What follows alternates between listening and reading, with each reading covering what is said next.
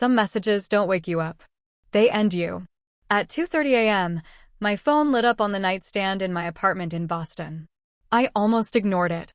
We had argued earlier that night about wedding venues, guest lists, budgets. Normal engaged couple stress. Nothing dramatic. At least that's what I thought. The notification preview froze my breath. I am not interested in you anymore. You are not according to my living standards. For a full minute, I stared at the screen, convinced I was misreading it. My fiancé. The man I had built 3 years of my life around. The man who proposed under fireworks last 4th of July. The man who insisted we were partners. Living standards. The words felt clinical. Measured. Like I was a product that failed inspection. I called him immediately. No answer. Called again. Straight to voicemail. I checked social media. His relationship status was already gone. Already gone. That meant he had prepared this. My chest tightened as reality rearranged itself. This was not an emotional outburst. This was strategy. He waited until the middle of the night, when defenses are lowest, when shock hits hardest. Another message came through. I need someone who matches my future. This is not personal. It's practical. Not personal. We had signed a lease together. Deposits paid. Wedding invitations drafted. My savings invested into a joint account for our house down payment. I had turned down a job offer in San Francisco because he said his career would thrive here. Practical. I finally stopped calling. Instead, I opened our shared banking app. The balance was lower than I remembered. Much lower. That was the second blow. He had not only decided I wasn't enough. He had already started detaching himself financially. My phone buzzed one last time. Please do not come to my place tomorrow. I will send someone for my belongings. Send someone. Like I was a business inconvenience. I sat in the dark, heartbeat steady now. Shock fading. Something colder replacing it. He thought this was over. He thought I would cry, beg, disappear quietly. What he didn't realize was that he had just handed me clarity at 2:30 a.m. And clarity can be far more dangerous than heartbreak. By morning, the shock had burned off. What remained was calculation. I did not text him again. I did not cry to friends. I did not post cryptic quotes online. Instead, I opened every document connected to our lives and started reading like an investigator. The joint account confirmed my suspicion. Over the past 3 weeks, steady withdrawals had been made. Small enough not to trigger alerts. Large enough to matter. Transfers into an account I did not recognize. He had been planning this exit long before 2:30 a.m. I checked the lease agreement for our apartment in Boston. Both our names were on it. Early termination required signatures from both parties or a penalty large enough to hurt. Conveniently, that penalty would affect me more than him. His parents owned property across town. Mine lived 3 states away. Next, I reviewed the wedding vendor contracts. Deposits non-refundable within 60 days. We were 59 days out. He had waited until the deadline window tightened. This was not heartbreak. This was positioning. Around noon, a moving company truck pulled into the parking lot. Efficient. Professional. They carried a printed list of items authorized for removal. Furniture he claimed he purchased. Electronics he insisted were his. I let them inside. I watched carefully as they dismantled pieces of what used to be our shared future. When they reached the office desk, I stopped them. The purchase receipt was in my name. Paid from my credit card. They hesitated. I showed proof. Item stayed. That was the first thing he miscalculated.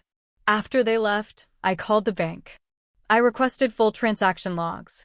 I asked about linked accounts and authorization timestamps. The representative informed me that one of the recent transfers required 2-factor authentication from my device. I never approved it, which meant something else. He had access to my passwords. While I trusted him, while I planned our wedding, my phone buzzed mid-conversation. A new social media post from him. A photo at a rooftop bar in New York City. Caption about leveling up and choosing growth. Growth. The comments were filled with congratulations. Fire emojis. New beginnings.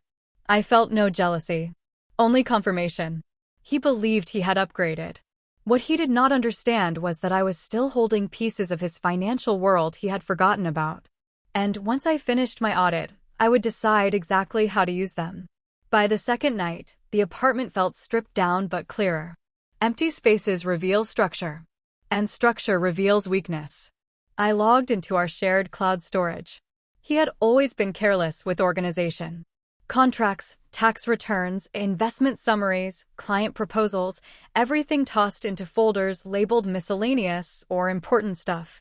He thought I never paid attention. He was wrong. Buried inside a tax document folder was a file labeled consulting draft. I opened it. It was not a draft. It was an unsigned side agreement between him and a private vendor tied to his employer in Boston. Compensation listed as advisory bonuses. The numbers were high. The disclosure section was blank. His company had strict compliance policies. Outside compensation had to be reported. This had not been reported. I kept reading. There were email threads discussing strategic timing, waiting until his promotion cleared, waiting until year-end performance reviews finalized, waiting. He had been playing multiple boards at once. Career advancement, financial side deals, personal exit strategy. And then I found the document that shifted everything. A pre-approval letter for a luxury condo in Miami. Issued 3 weeks ago. Under his name only. Down payment sourced from a combination of savings and recent transfers. Our joint savings. Living standards. He had not been upgrading. He had been reallocating. My phone buzzed again. This time a mutual friend. She said he mentioned relocating soon. Said he hinted that our relationship had been holding him back. Said he wanted someone more aligned with his lifestyle goals. Aligned. I closed the message and returned to the side agreement file. The metadata showed edit history. Dates. IP addresses. One of those edits occurred at 2:12 a.m. the night he texted me. 18 minutes before he ended us. Which meant he finalized business before discarding me. The timing was surgical. But surgery leaves scars. And scars leave records. I printed copies. Saved encrypted backups. Forwarded documents to a secure folder under my personal account. Quietly. No confrontation. No drama. Not yet. Because revenge is not loud at the beginning. It is patient. He believed he had calculated every variable. He forgot one. I helped build his stability. I knew where it cracked. And I was about to test the pressure. 3 nights later, I learned he was celebrating. A promotion announcement at a private rooftop venue in Boston. Senior strategy role. Public recognition. Executive visibility. The kind of milestone that locks in reputation for years. He had already updated his profile. New title. New bio. A line about elevated standards and forward momentum. Forward momentum funded partly by my savings. I did not plan to attend. Until I saw the guest list posted in a tag story. Board members. Compliance officers. Investors. The same people who would care deeply about undisclosed advisory bonuses. The same people who valued ethics over charm. I dressed carefully. Not dramatic. Not flashy. Controlled. The kind of presence that invites curiosity rather than confrontation. When I arrived, conversations dipped slightly. Not because I caused a scene. Because I was not expected. He saw me from across the terrace. For a split second, something crossed his face. Not anger. Not embarrassment. Fear. He recovered quickly and approached with a polished smile, the same one he used in client meetings. He asked why I came. Said tonight was professional.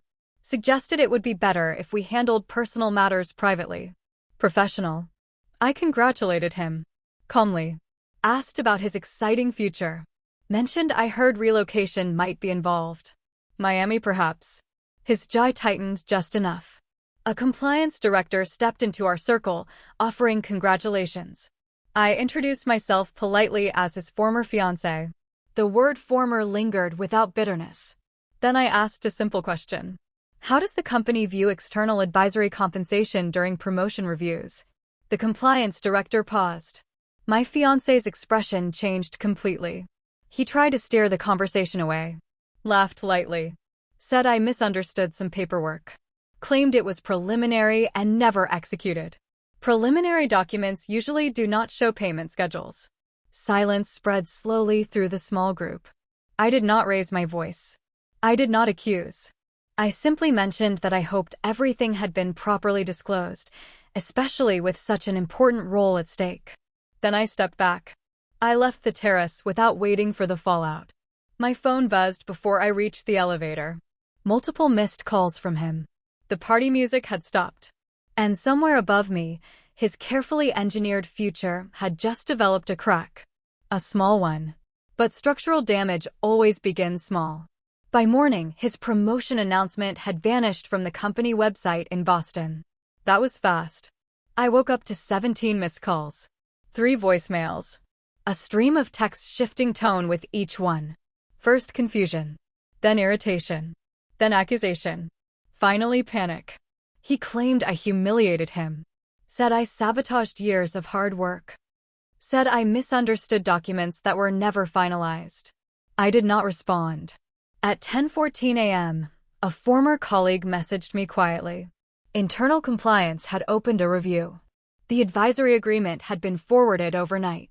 Questions were circulating about disclosure forms tied to his promotion packet. He was not suspended. Yet.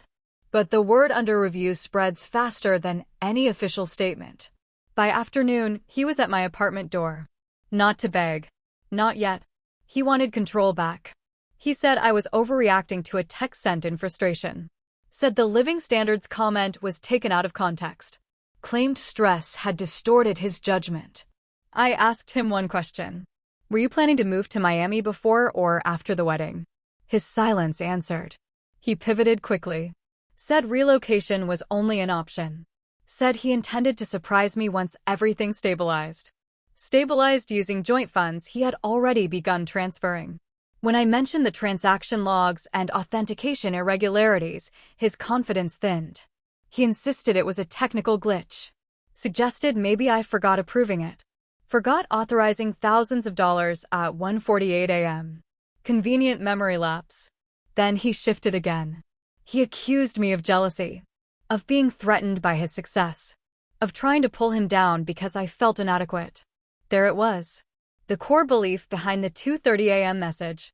He genuinely thought I would shrink quietly. What he did not understand was that I was not acting emotionally. I was protecting myself.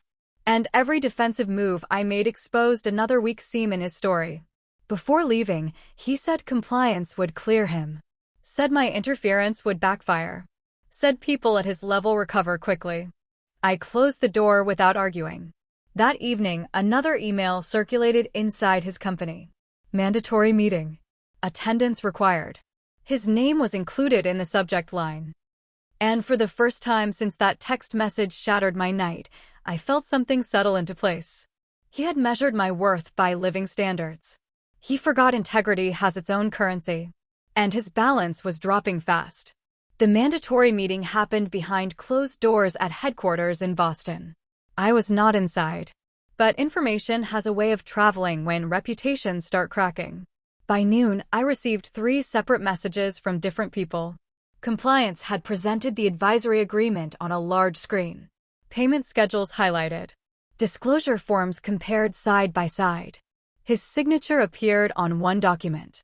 His disclosure statement listed none. He argued the agreement was exploratory. Claimed compensation terms were theoretical. Said nothing had officially been executed. Then finance pulled transaction records. Funds had moved. Not through company channels. Through a private transfer connected to the vendor. The room reportedly went quiet. When I heard that detail, I leaned back on my couch and let the silence in my apartment feel different for once. Not empty. Not lonely. Powerful. He tried calling me again that afternoon. I let it ring. Then a text arrived that shifted the tone completely. We need to fix this. Please. Not anger. Not accusation. Need. I did not answer. Instead, I reviewed something I had been saving. The 2-factor authentication log from our joint bank account. The timestamp showed access from his device location the night before he sent the 2:30 a.m. message, meaning he secured his finances first. Then ended us. Calculated. That detail mattered. Around 5 p.m., news spread that his promotion was officially paused pending investigation. Access to certain company systems restricted. Title reverted to previous position temporarily. Temporarily is a dangerous word in corporate language. It often becomes permanent. He arrived at my door again that evening. No polished smile this time. No sharp suit. His posture looked smaller, like someone who suddenly realized the floor beneath him was not stable. He said he made mistakes. Said pressure got to him. Said he felt behind compared to colleagues moving into luxury condos and higher tax brackets. Said he thought upgrading his life required upgrading his partner. There it was again. Living standards. He asked me to withdraw what I shared. Asked me to clarify that the advisory agreement was misunderstood. Asked me to protect him. Protect him. The same man who sent someone to collect his belongings like I was a storage unit. I looked at him carefully and said nothing for several seconds. Silence unsettles people more than shouting. He finally admitted something he had never said before. He assumed I would accept whatever narrative he gave me. That assumption was his real mistake. Because I was no longer reacting to heartbreak. I was responding to disrespect. And his collapse had only just begun. 2 days later, his name disappeared from the leadership directory on the company website in Boston. Not demoted. Removed. Rumors moved faster than official statements. Internal sources said the advisory payments violated conflict of interest policies. The vendor relationship created legal exposure. The board wanted distance. Distance is corporate language for damage control. That evening, he did not knock. He waited outside my building. When I stepped out to collect a package, he was leaning against his car, shoulders tense, eyes hollow from lack of sleep. He looked nothing like the man who posted rooftop photos about leveling up in New York City just a week earlier. He asked for 10 minutes. I gave him 5. He said the company was offering him a choice. Resign quietly or face formal termination with public disclosure. Either path would stain his record. Investors talk. Recruiters research. Background checks uncover everything. He said his career was collapsing. Then he said something that almost made me laugh. He said we could fix this if we presented a united front. Said couples go through rough patches. Said the 2:30 a.m. message was stress-induced. Said he panicked about money, about status, about keeping up with peers buying condos in Miami. He admitted he moved the funds because he wanted control before ending things. He did not want to negotiate. He wanted leverage. He said he underestimated me. That part was true. Then came the final move. He offered me the condo down payment back. Promised to repay every dollar. Promised to rewrite the narrative publicly. Promised therapy. Promised change. Promises arrive quickly when options disappear. I asked him one question. If compliance had cleared you, would you be standing here? His silence stretched longer this time. No performance. No deflection. Just truth settling in. He would not. He stepped closer and said he made a mistake choosing ambition over loyalty. Said he confused wealth with worth. Said he lost perspective. But perspective returns only after consequences. I told him I did not expose him. He exposed himself. I only refused to stay silent. For the first time, he looked at me not as someone beneath his standards, but as someone he could no longer control. And that realization hit harder than any corporate investigation. He left without another word. The next morning, his resignation became official. And I knew this story was far from over. Because people who fall from high places do not always land quietly. Exactly 1 year after the 2:30 a.m. message, someone knocked on my door. I already knew who it was. Life had shifted dramatically since his resignation in Boston. The investigation closed quietly but permanently marked his record. Recruiters hesitated. Industry contacts stopped responding. The condo in Miami never materialized. Reputation does not rebuild as quickly as confidence collapses. As for me, I accepted the job I once declined in San Francisco. The move was clean. Strategic. Mine. My salary increased. My independence sharpened. My standards evolved in ways he never predicted. The knock came again. Slower this time. I opened the door. He looked older. Not physically worn, but diminished. The edge of superiority was gone. In its place stood someone carrying regret like a visible weight. He said he thought about that text every night. Said losing me forced him to confront the version of himself he had become. Said he confused status with substance. Said he chased living standards and lost character instead. He asked for another chance. Not aggressively. Not manipulatively. Quietly.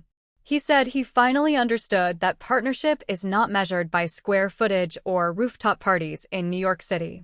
Said he learned too late that ambition without integrity corrodes everything around it. For a brief moment, I saw the man I once planned to marry. Then I remembered the bank transfers at 1:48 a.m. The scheduled emails. The strategic exit. The word practical. Growth had happened. Just not for both of us. I told him I forgave him. Forgiveness releases weight. But reconciliation requires trust. And trust does not regenerate because someone's circumstances decline. He asked if I ever loved him. I said yes. Past tense. That word settled between us heavier than any accusation. He nodded slowly, as if accepting a verdict he always knew was coming. Before leaving, he said I had surpassed every standard he once imagined. I corrected him gently. I did not surpass his standards. I outgrew them. He walked away without looking back. As I closed the door, I felt no triumph. No revenge high. No dramatic victory. Only clarity.